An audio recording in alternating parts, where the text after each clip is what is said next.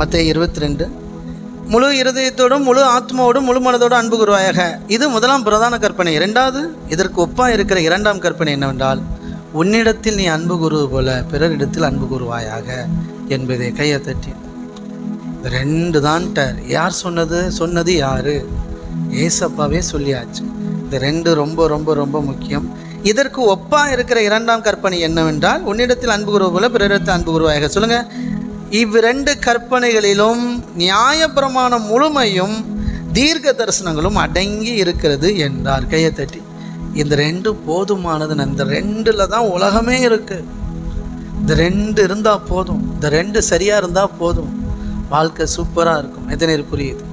முதல்ல தேவனிடத்தில் அன்பு பெற்றுக்கொண்டு அன்பில் நிரப்பப்பட்டு தேவனை முழு இருதயத்தோடு முழு மனதோடு முழு ஆத்மாவை தேடும்போது பெற்றுக்கொள்கிறோம். தேவனிடத்தில் அன்பை பெற்றுக்கொள்கிறோம். பிறர் இடத்துல அழகாக அன்பு கூறலாம். இவ்வளோதான். ரொம்ப சிம்பிள். எத்தனை விசுவாசிக்கிறீங்க? ஆமென். அப்போது தேவனிடத்தில் முழு இருதயத்தோடு அன்பு கூறுகிறவங்க பிறர் இடத்துலையும் மனுஷரிடத்துலையும் ஆத்மார்த்தமாக அன்பு கூற முடியும். இது ரொம்ப முக்கியம். அதனால தான் இருதயம் ரொம்ப முக்கியமானது. இதுதாங்க ஒரு பெரிய அஸ்திவாரம். இது எல்லாருக்கும் தெரிஞ்சது. இதை தெரிஞ்சதுன்னு ஒன்று நான் சொல்லித்தரனால நீங்கள் சீப்பாக நினச்சிடாதீங்க. இது ரொம்ப தூசி தட்டி பையில் எடுக்கிற மாதிரி கதை இது. இதில் ஏசப்பா எத்தனையோ தடவை சொன்னாங்க. இதை நம்ம நிறைய தடவை படிச்சிருக்கிறோம். ஆனால் அசட்டியாக போயிட்டு விட்டுட்டோம். இதுதான் அஸ்திபாரமே. இது சரியில்லைன்னா நம்ம வாழ்க்கை கிறிஸ்தவ வாழ்க்கையே கிடையாது. தேவனோடு இருக்கிற அந்த உறவு, அடுத்து பிறரோடு இருக்கிற உறவு, இதுதான் ஒரு சரியான கிறிஸ்தவ வாழ்க்கை. இதில் தான் நம்ம வாழ்க்கை ஒட்டுமொத்த வாழ்க்கை அடங்கியிருக்கு. இதுதான் தேவன் விரும்புகிற வாழ்க்கை. இந்த பேசிக் அஸ்திபாரம் தெரியலன்னா இருதய சுகம் அடையாது. இருதய சுகத்துக்கு முதல்ல இந்த காரியம் ரொம்ப முக்கியம். இது ஏசப்பாவே சொன்னது. இந்த ரெண்டு தாண்டா, இதை மிஞ்சினது எதுவுமே கிடையாது அப்படின்ட்டார். அதான் நான் சொன்னேன்.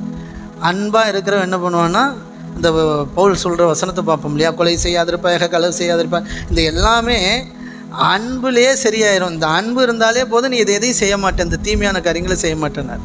அப்போ இதுதான் அஸ்திபாரம். இதுதான் ரொம்ப முக்கியமானது. இதில் நம்ம பலப்பட்டாலே போதும், எல்லாவற்றையும் நிறைவேற்றிடுவோம். நீங்கள் இந்த சட்டத்தை எது நியாயப்பிரமாணம், எது தேவனுக்கு பிடிச்சது பிடிக்காது அப்படின்லாம் நீங்கள் யோசிக்க வேண்டாம். நீங்கள் தேவனோட கரெக்டாக இருந்துட்டிங்கன்னா, சுற்றி இருக்கிறவங்கள்ட்டையும் கரெக்டாக இருந்தீங்கன்னா, ஆட்டோமேட்டிக்காகவே நீங்கள் நல்ல பிள்ளையாக தான் வாழ்கிறீங்க.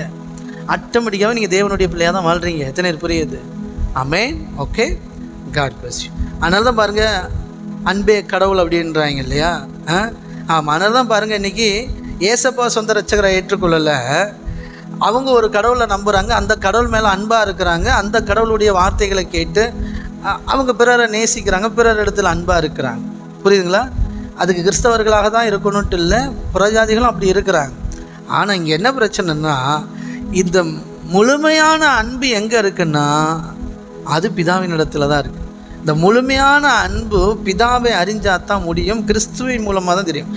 தேவன் இவ்விதமாக இந்த உலகத்தையே அன்பு கூர்ந்தாராம். கையை தட்டி. இந்த உலகத்தையே நம்மளை படைச்ச கடவுள் உலகத்தில் இருக்கிற எல்லாரையும் அன்பு கூர்ந்தாராம். அந்த அன்பின் விளைவாக தான் நம்முடைய சொந்த குமாரனே பலியாக ஒப்பு கொடுத்தாராம். இப்படி கிறிஸ்துவையும் பிதாவாகிய தேவனையும் நம்ம அறியலைன்னா இதில் நம்ம பூரணப்படவே முடியாது. என்ன தான் ரொம்ப நல்லவங்கனாலும் இயேசுக்கிட்ட வரலன்னா இந்த நல்ல வாழ்க்கையை வாழ முடியாது. இதுதான் சொல்கிறது. இயேசுகிட்ட வந்தால் பணம், நகை, சொத்து பத்து அதெல்லாம் ரெண்டாவது வரும். அதில் மாட்டுக்கிறதே கிடையாது. முக்கியமானது இந்த பூமியில் நல்ல வாழ்க்கை வாழணும். ஆமென். அப்போ பிதா குமாரன் அப்போது இயேசுவையும் பிதாவையும் அறியணும். அறிய வைக்கிறதுக்கு யார் இருக்கிறா? அதுக்கு தான் ஆவியானவர் கொடுக்கப்பட்டு இருக்கிறார். நமக்குள்ளே கொடுக்கப்பட்டிருக்கிறார். கையை தட்டி. வெளியிலேருந்து சொல்லித்தர்றதுக்கு இல்லை, உள்ளேருந்து சொல்லித்தரதுக்கு சூப்பராக செட் பண்ணிட்டார். உள்ளேருந்து சொல்லித்தருவார். வெளியில் போயெல்லாம் இல்லை. எத்தனை புரியுது?